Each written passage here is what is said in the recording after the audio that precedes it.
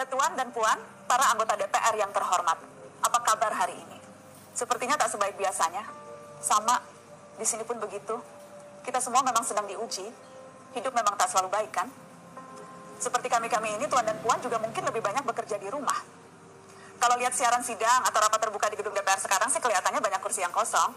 Tapi biasanya juga kosong kan ya?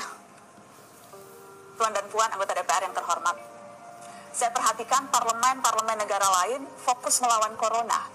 Tapi rasa-rasanya, isu-isu yang keluar dari Senayan belakangan kok kebanyakan tidak terkait corona ya? Kami malah membaca DPR bersemangat membahas isu-isu lain. Contohnya, rancangan undang-undang cipta kerja yang banyak ditolak karena dinilai mementingkan kepentingan investor di atas kebutuhan pekerja. Presiden Jokowi pekan lalu sempat menyatakan pemerintah dan DPR menunda pembahasan salah satu klaster di rancangan undang-undang itu, klaster ketenagakerjaan. Ini untuk memberi kesempatan mendalami substansi dan mendapat masukan dari banyak pihak. Berpegang pada alasan itu, maka sudah seharusnya klaster lain dalam RUU Cipta Kerja pun perlu ditinjau ulang. Karena yang lain juga bukan tanpa masalah, terutama dari perspektif lingkungan dan keadilan gender.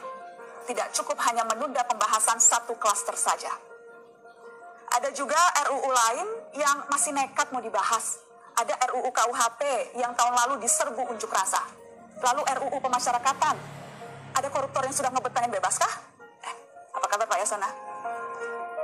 Terus terang saja, membahas undang-undang yang menyangkut hajat hidup orang banyak di masa seperti sekarang ini terlalu mengundang curiga.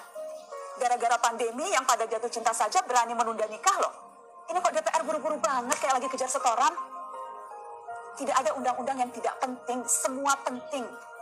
Justru karena undang-undang itu penting, aneh jika pembahasannya diseriusi di waktu seperti sekarang, saat dimana perhatian dan konsentrasi kita sedang terkuras bertahan hidup di tengah wabah.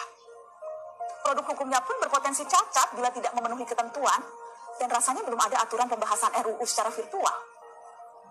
Jika ngotot menuntaskan Omnibus Law, atau RUU KUHP, atau RUU pemasyarakatan, jangan salahkan jika ada yang menilai DPR tidak menjadikan perang melawan corona sebagai prioritas. Saya percaya setiap tindakan dan keputusan di masa krisis mencerminkan skala prioritas. Atau memang inikah prioritas wakil-wakil rakyat kami saat ini? Bikin ribut juga jelas tak seharusnya jadi prioritas. Satgas COVID-19 DPR kemarin dikabarkan mengimpor jamu ilegal dari Tiongkok secara besar-besaran untuk pasien positif virus corona. Satgas kemudian membantah itu. Katanya ini diproduksi di Jakarta dan merupakan sumbangan Wakil Ketua DPR RI Sufmi Dasko yang akan dibagikan gratis ke berbagai rumah sakit.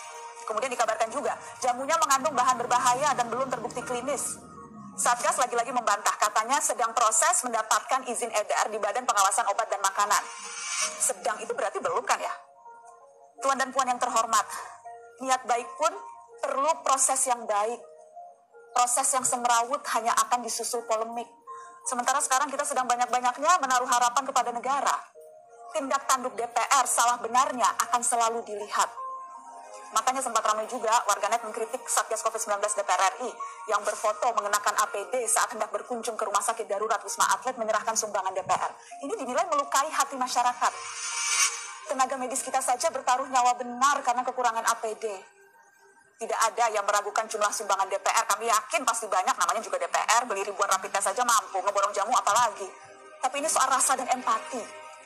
Kecuali ya, kalau yang dipakai anggota DPR itu APD yang lain, alat pelindung dewan. Salam hormat dari kami yang kalian wakili.